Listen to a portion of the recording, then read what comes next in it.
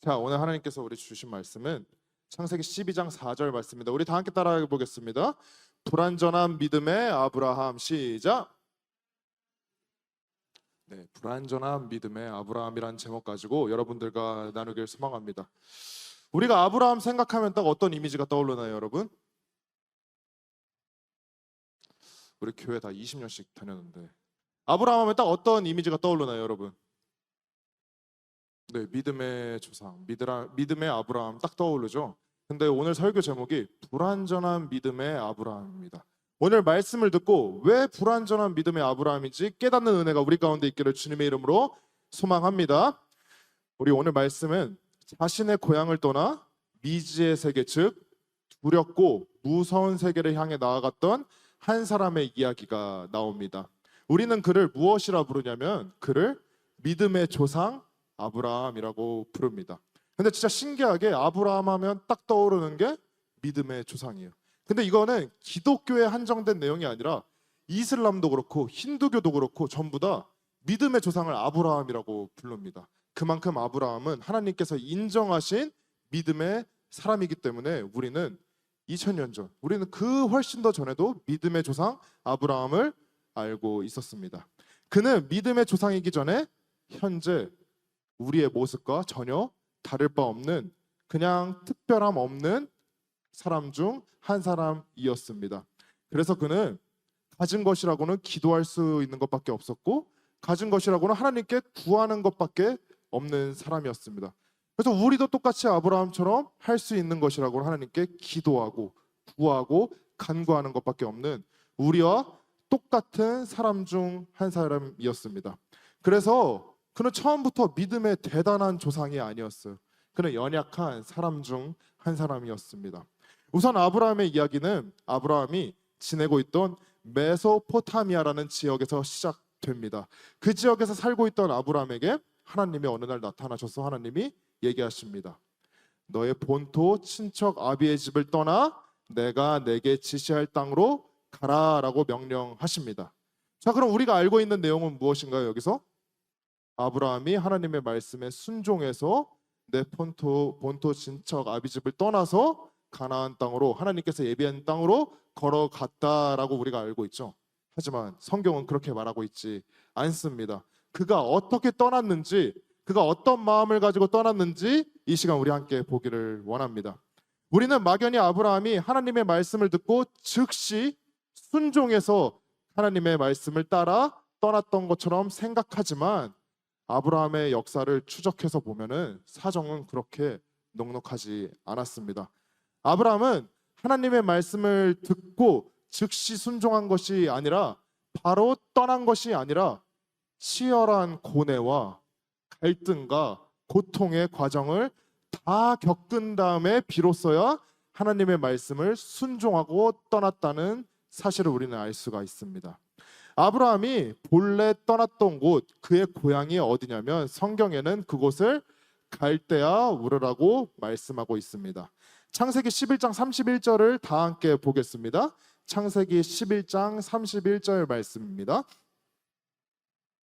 우리 다 함께 읽어보도록 하겠습니다. 창세기 11장 31절입니다. 시작. 자, 어디를 떠났다고요? 갈대아인 우르를 떠나 가나안 땅으로 가고자 하더니 하란에 이르러 거기 거류하였느니라 라고 말씀하고 있습니다. 이 말씀은 데라의 족보를 기록하고 있습니다. 여기서 우리는 착각을 하고 있습니다. 하나님의 음성을 들은 것이 데라라고 생각을 하는데 데라는 누구냐? 아브라함의 아버지입니다. 아브라함이 이제 이 주어를 아브라함으로 바꾸면 아브라함이 그의 아버지 데라와 조카 롯을 그리고 자기 아내 사레를 데리고 갈대 우르로 떠나 가나안 땅으로 가고자 했다라고 우리는 이해를 할 수가 있습니다. 그런데 아브라함은 고향을 떠나 곧바로 가나안 땅으로 간 것이 아니라 성경 말씀에 어디에 머물렀다 하죠? 하란에 머물렀다고 합니다. 하란으로 이동해서 한동안 그곳에 거주했다고 합니다. 하나님은 뭐라고 했어요? 내가 너에게 약속한 땅 가나안으로 가라고 했는데 아브라함은 어디로 갔죠?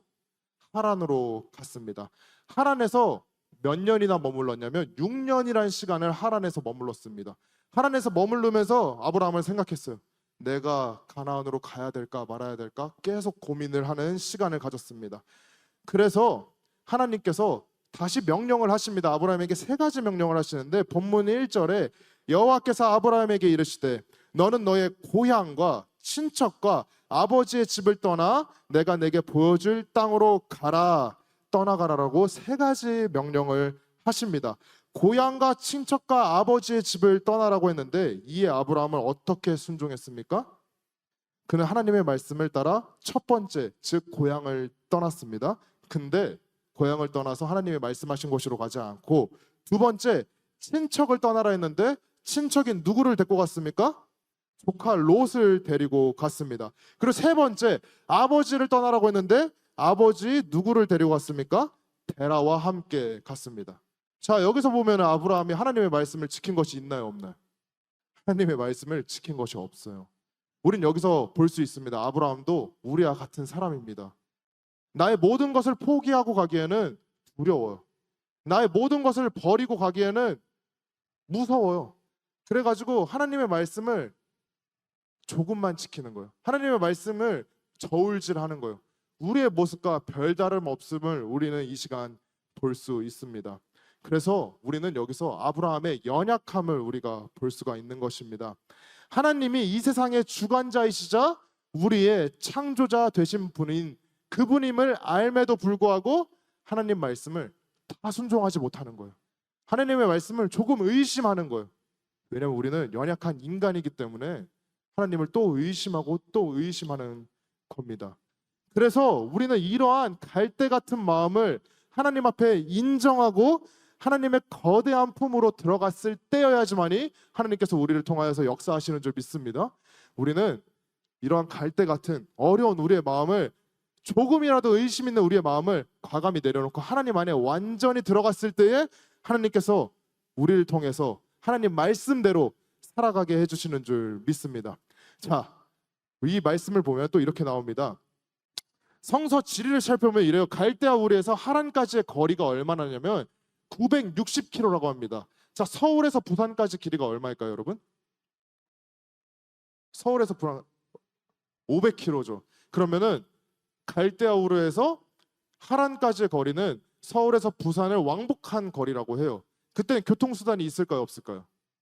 그때는 자기의 목숨을 내놓고 몇 달이건 그냥 걸어가는 겁니다. 근데 자기 혼자 걸어가는 것이 아니라 자기의 식솔들과 함께 그곳을 걸어가는 겁니다. 그래서 아브라함이 가나안으로 가기 바로 전에 하란이란 동네가 있었어요. 그래서 걸어가다가 하란이란 동네에 정차를 하고 가나안으로 가지 않았던 겁니다. 그러면서 하나님께 기도해요. 너무 힘듭니다. 하나님, 저는 거기까지 가지 못합니다. 인간적인 모습을 보이는 것입니다. 그래서 가나안 땅에 바로 들어가지 못하게 되는 것입니다. 근데 더 큰 문제가 있어요. 아브라함이 가나안 땅으로 더 가지 못한 이유는 하란이랑 가나안 사이에 무엇이 있었느냐 하면 바로 우리가 아는 광야라는 곳이 있었어요. 자, 불기둥과 구름기둥과 하나님의 말씀 없이는 살 수 없는 그 칠흑 같은 광야가 하란과 가나안 사이에 있었습니다. 자, 인간적인 생각으로 가고 싶을까요, 안 가고 싶을까요, 여러분? 가기 싫겠죠. 아무리 믿음의 조상이라 해도 가기 힘들었을 겁니다. 그래서 아브라함은 우리와 똑같은 생각을 해요. 하나님, 광야를 제가 어떻게 지납니까? 광야를 지나서 어떻게 가나안으로 갑니까? 하고 포기하고 하란에 6년 동안 거주하게 됩니다. 그래서 가나안으로 바로 들어가지 못하고 하란에서 6년 동안 있으면서 하나님이 계속 명령을 해요. 너는 떠나야 된다, 떠나야 된다 하는데 가나안 땅으로 들어가야 된다 하는데 아브라함이 변하는 시점이 딱 하나가 생깁니다. 그것은 바로 아브라함의 아버지가 돌아가셨을 때 비로소 아브라함은 깨닫고 가나안으로 나아가게 됩니다. 즉 우리 인간들은 우리 삶에 특별한 변화가 없으면은 이행하지 않아요. 특별한 변화가 없으면 우리가 삶으로 나타내지 않습니다. 우리 하나님의 말씀을 듣고 우리 삶에 변화가 있기 위해서는 한 번에 우리가 한 걸음을 내딛고 순종해야 되는 줄 믿습니다. 그래서 우리가 순종했을 때여야지만 하나님께서 우리에게 더 큰 가나안이란 땅을 우리에게 허락해 주시는 것입니다. 그래서 아브라함의 순종은 우리가 말씀을 보듯이 결코 완전한 순종일까요? 불완전한 순종일까요, 여러분? 불완전한 순종인 것입니다. 인간적인 생각으로 내 생각으로 하나님을 의심하고 또 의심하면서 하나님께서 명령하신 땅을 바로 가지 않고 기다렸다가 내 삶이 조금 변화되는 것을 봤다가 하나님께 살아계신지 안 살아계신지 또 의심했다가 걸어가게 되는 삶을 우리가 볼 수가 있습니다. 불완전한 순종이고 부분적인 순종을 아브라함은 오늘 말씀을 통해 하고 있습니다. 자, 여기서 중요한 말씀이 나옵니다. 그럼에도 불구하고 성경은 그 중간 과정을 다 생략하고 아브라함을 믿음의 조상, 순종을 했다라고 기록하고 있습니다. 만일 제가 성경 기자였다면은 그렇게 쓰지 않았을 거예요. 여러분이 이렇게 성경을 쓰는 기자였다면 어떻게 썼을까요? 만약에 저라면은 어떻게 했을 거냐면 이렇게 기록했을 겁니다. 아브라함이 하나님의 말씀을 듣고 치열한 고뇌와 고민을 계속하며 힘들어하였다. 이렇게 일단 적을 거예요. 이렇게 적고 또 어떻게 적을 거냐면 그리고 갈대아 우르를 떠날까 말까 고민하였다. 또 이렇게 적은 다음 저는 또 이렇게 할 거예요. 그 다음에 하란에 들려서 가나안으로 나갈까 말까 고민하였다. 그러던 중 아버지가 돌아가시고 결국 가나안 땅으로 나아갔다라고 적을 겁니다. 저의 생각은 이렇게 적을 거예요. 아브라함이 진짜 이렇게 행했으니까요. 하지만 성경은 어떻게 적고 있습니까? 그냥 아브라함은 믿음으로 순종했다라고 말하고 있습니다. 이것이 하나님의 결론입니다. 하나님은 중간 과정을 기이 보이시지 않으세요. 하나님은 내가 첫 발자국 딱 내딛는 것을 귀히 보시는 거예요. 아브라함이 비록 부분적인 순종을 했지만 한 발자국 내딛었을 때 그 귀함을 보시고 인정하심으로 믿음의 조상으로 세워주신 줄 믿습니다. 아멘. 이것이 하나님의 결론입니다. 아멘. 우리 옆 사람에게 고백하겠습니다. 첫 걸음을 내딛시다. 시작. 우리 앞뒤 사람이 다시 한번 고백하시죠. 첫 걸음을 내딛는 사람이 됩시다. 시작. 네, 우리 모두 아브라함처럼 갈팡질팡한 인생 속에 살지만 첫 걸음을 일단 내딛는 우리가 되길 주님의 이름으로 소망합니다. 그럴 때 하나님의 결론은 믿음의 조상이 되는 것입니다. 아멘. 우리도 그러한 자들이 될 수 있는 것입니다. 이처럼 갈팡질팡하는 아브라함의 인간적인 모습이 우리에게 때로는 큰 위로로 다가가 옵니다. 왜냐하면 아브라함은 특별한 사람이니까 우리랑 다르니까 믿음의 조상이 됐겠지라고 생각을 하지만 아브라함도 우리와 같은 똑같은 사람이었던 거예요. 똑같이 갈등하고 고뇌하고 이러한 시험 속에 넘어지며 이렇게 고뇌하며 어려워했지만 결국에는 한 발자국을 내딛고 하나님께 나아갔던 것입니다. 우리도 하나님 앞에 순종함으로 첫걸음을 내딛는 우리가 되기를 주님의 이름으로 소망합니다. 그럴 때 하나님께서 우리를 믿음의 조상으로 세워주시며 우리 가정 가운데 믿음의 조상으로 우리를 세워주실 줄 주님의 이름으로 소망합니다. 그래서 연약한 사람에 불과했던 아브라함이 성경에는 얘기합니다. 그는 믿음으로 순종했다. 아멘. 우리 옆 사람에게 고백하겠습니다. 믿음으로 순종했다. 믿음으로 순종했다. 우린 믿음으로 순종하는 우리가 되기를 주님의 이름으로 소망합니다. 때로는 의심스러워요. 때로는 삶이 어려워요. 그래서 고통 속에 고뇌하며 하나님을 의심할 때가 우리 가운데 있어요. 그런데 하나님은 그런 과정을 중요시 생각하지 아니시고 하나님께 돌아오는 그 순간을 기억하신다는 것이에요. 우리 모두 하나님께 돌아오는 우리가 되길 소망합니다.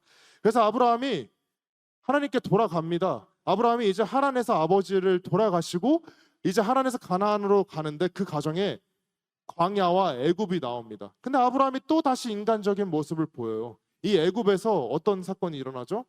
이제 애굽에서 애굽 왕이 아브라함의 아내인 사레가 너무 이뻐 보여서 사레를 이제 자기가 삼으려고 합니다. 그때 아브라함이 자기가 사랑하는 아내를 그냥 자기의 목숨이 위협받자 왕에게 넘겨줍니다.